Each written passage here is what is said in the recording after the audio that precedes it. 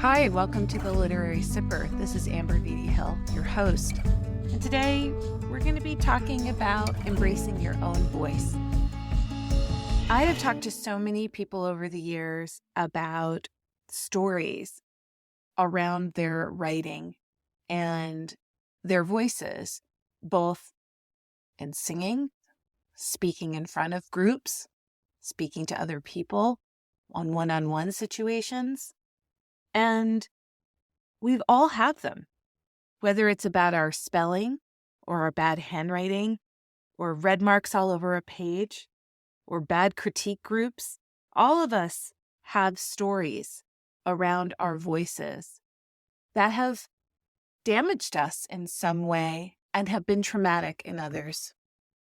Then, because we feel so awful about our own voices, we start to fall in love with other people's voices, whether that's other singers or writers or people. We think they have talent. They have something I wasn't born with, that their artistry comes from another place, someplace that I don't have access to. My voice is small. It's unworthy. It's unskilled. Unimaginative. And I'm saying all of this because I felt that many, many times over my life.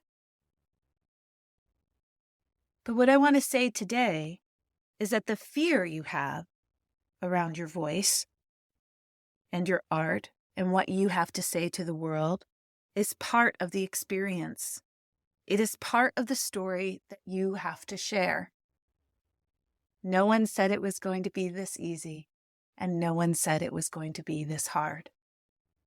Rosanne Cash, the brilliant songwriter and writer, said that the key to change is to let go of fear.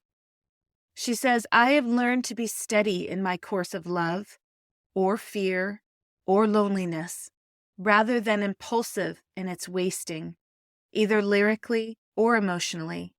Music is service to the people. Music and art, we need it like blood and oxygen.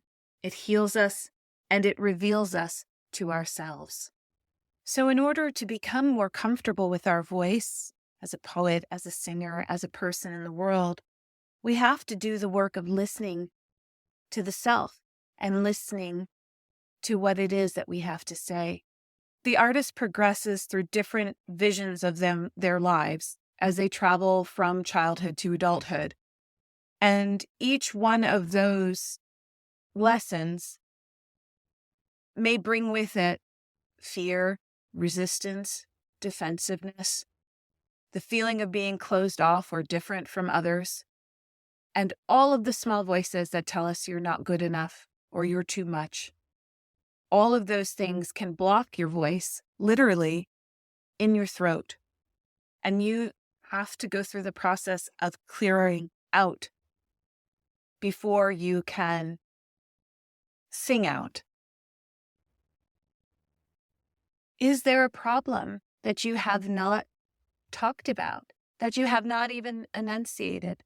Are there secret stories that you haven't told anyone, that you keep within you and say, this is the reason that I don't share my voice. This is the reason that I don't put my work out into the world. This is the reason that I feel so confused. Part of moving through and clearing out is giving name to the problems, giving names to the places where you are blocked. But the work of being an adult and the work of being an artist is to figure out what resources you have to cope with them. Creativity is a resource. Other people are resources.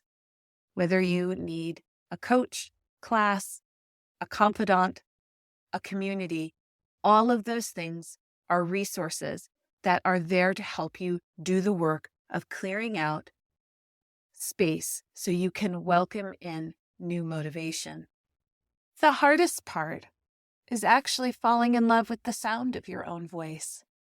I can remember recording songs on a boombox in my bedroom when I was in 5th grade, singing and making up songs and recording them on a blank cassette tape, which tells you how old I am. Hello, fellow Gen Xers. But I would sing and I would hear them and I would think to myself, that's not me. That's not what I sound like. And I can even remember back then thinking to myself, my voice is ugly. It isn't as beautiful as I thought it was in my imagination. And there's facing the reality of the sound of your own voice that so many people ignore. And they have been encouraged to ignore, because how dare you think that your voice should be above others or singled out or soloed when there's all of us clamoring for attention. And I would encourage you to do the simple work of recording your voice and listening to it. Record yourself reading a poem that you love or a song that you love.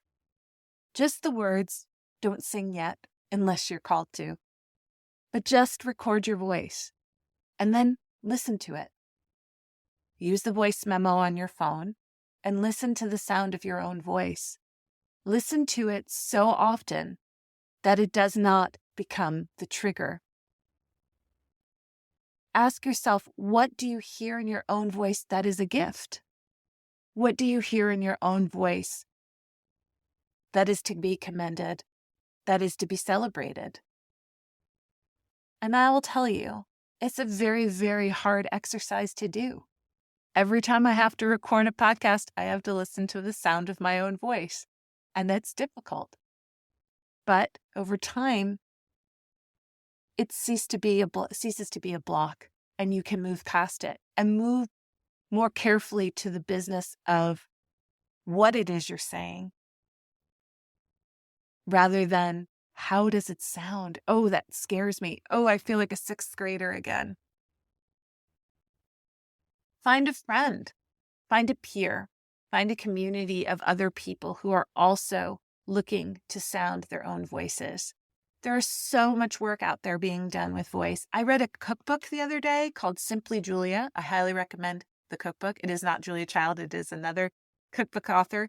But in the introduction, she talks about taking voice classes, because not the craft of voice, not studying what it is to be an articulate singer and working on range variation or anything like that, but simply the idea of having enough breath and power behind your voice so that when she had to go on speaking gigs for her book, that she was able to harness the power of her own voice, because her shyness had plagued her for so long. She was afraid to speak in front of a group. And so she sought out a voice teacher who specialized in almost gravitas on the power of your own voice, both in terms of harnessing the breath, but also in terms of love and generosity for yourself and self-compassion, so that you believed that the voice inside you was something worth hearing. They're out there, and I have lots and lots of recommendations for you if you're interested. But you have to move through the pain points, and you need to name them, and then claim them as your own, and then reflect on how they affect you. But above all else, you need to sing out and let your voice be heard. Embrace your own voice. You are the only one with it. And whether that voice gets translated through visual art or music or writing or photographs or cooking, gardening, or any number of creative activities, there is voice there, and it is up to you to find it. I hope all is well, and I'll see you next week. Thanks for listening to The Literary Sipper. I hope you enjoyed this episode and learned something new. If you did, please subscribe and leave a rating and review if you're feeling especially generous. Until next time, keep reading, keep writing, and keep putting your voice in the world. It's waiting for you.